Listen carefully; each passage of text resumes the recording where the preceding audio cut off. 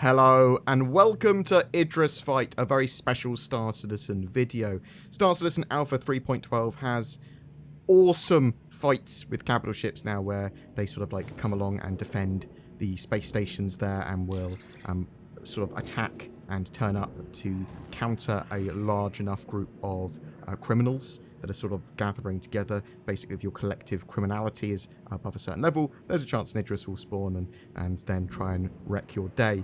The organisation Synchronizers had a little event which I participated in along with Zinnia, my editor, and we were recording and just basically being camera people for this event, so we were not really in any danger of being destroyed or attacked, but there was about 48 of these other people from Synchronizers assaulting space stations and trying to get this Idris to spawn, and the whole affair was absolutely fantastic to watch.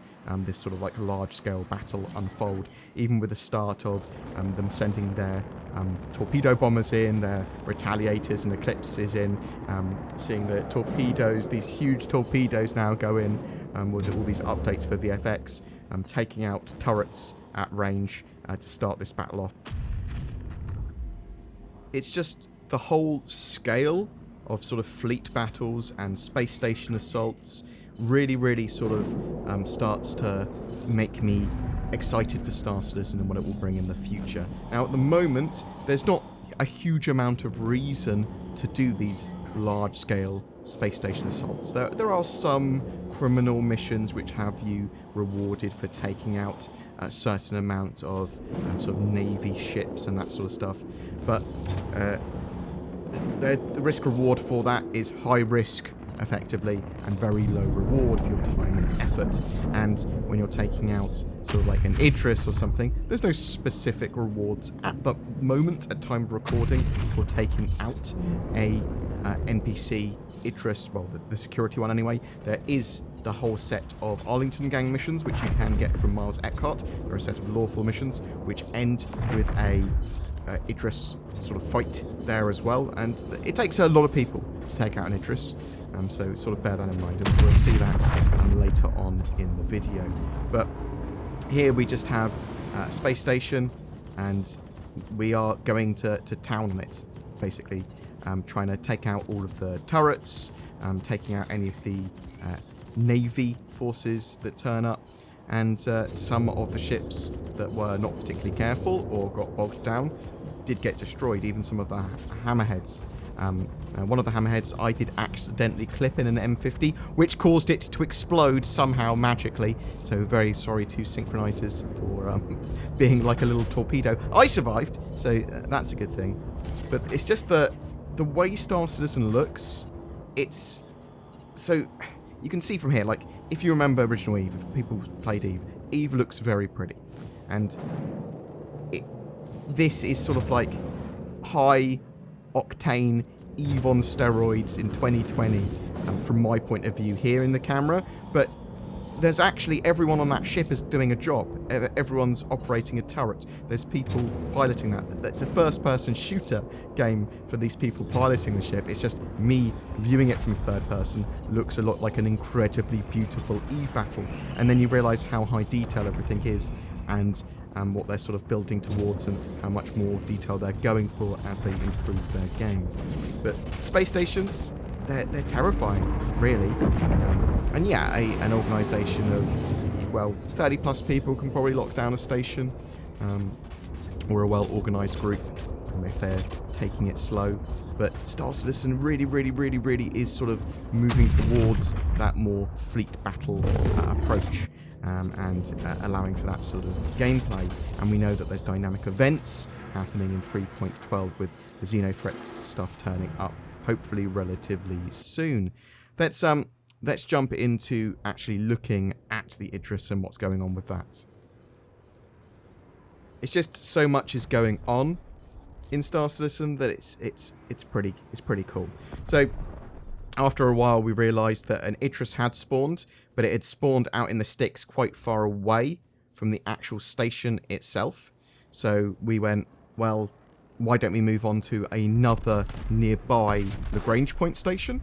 Potentially a smaller one that we could then get the Idris to spawn at, because everyone is at a high enough criminal rating now that it's likely the Idris will spawn almost immediately. So we went over to one of the nearby stations and turned up, assaulted it a little bit, took out its turrets. Now these smaller stations, although they don't have as much going on, because there's not like defences everywhere, they're still pretty well defended.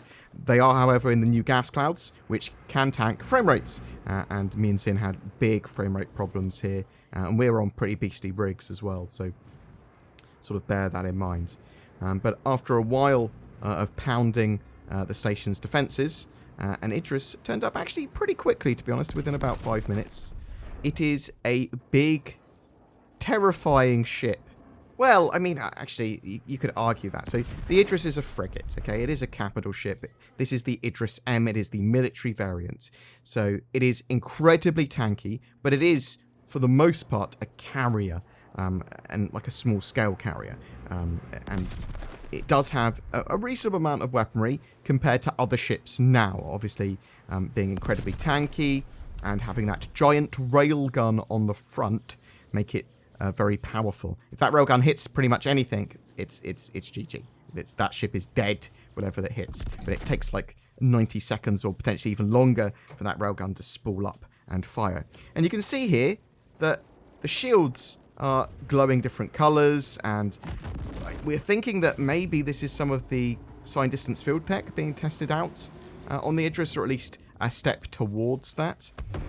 But we did see also in the recent Attack on Stanton teaser video, the Xenothreat teaser, that the Idris is going to be in as well for those events. So I'm looking forward to that. But the ship can take a pounding. I mean, they were shooting this for about 6 or 7 minutes of sustained fire, trying to shoot for the most part, the front of the ship. But it can take an absolute beating. Now, when you're getting to fight a javelin, say, the javelin is much more a god of war, and it is going to be able to brawl it out a bit better. The Idris really only super deadly if we're in its front arc, and for the most part, other than that, it's just a super tank. But it is, as I said, a capital ship.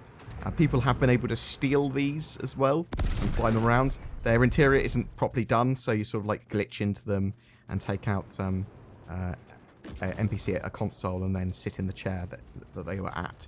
But yeah, I just thought people would want to see an Idris kill, and they would want to see the Idris being pounded by a huge amount of firepower from an organisation.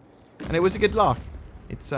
It's good to see this sort of stuff coming in game, and when there's actual rewards and reasons to do this, and this sort of stuff happens more organically rather than having to be super organised, I'm going to be a lot more happy, I think, and looking forward to it. Also, this play session, I think, was about over 5 hours of assaulting space stations and attacking Idrises and things like that, and very few people crashed. I think we had like 3 or 4 crashes total, and the server didn't crash. So the stability for Star Citizen 3.12 has been reasonably good. I mean, for some people, obviously they're going to have edge cases. Some people are not going to have the best time, and they're having some sort of problem. But for me, and for most of the Synchronizers org, they seem to have a damn good time and to have a solid stability. But that's what I wanted to show today. Please tell me if you've been blowing up an Idris yourself.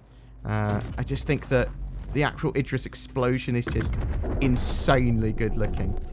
But again, when ships have sort of a physical damage system and you're actually going to be disabling individual components, these big explosions and things like that are still going to happen if certain systems go critical. So if you blow up a power plant that's going critical at the same time, or something, that could cause this huge chain reaction and explosion. But a lot of the time, these big capital ships are going to be disabled and potentially boarded, and there's a lot more going on than just shooting them into oblivion with a huge fleet.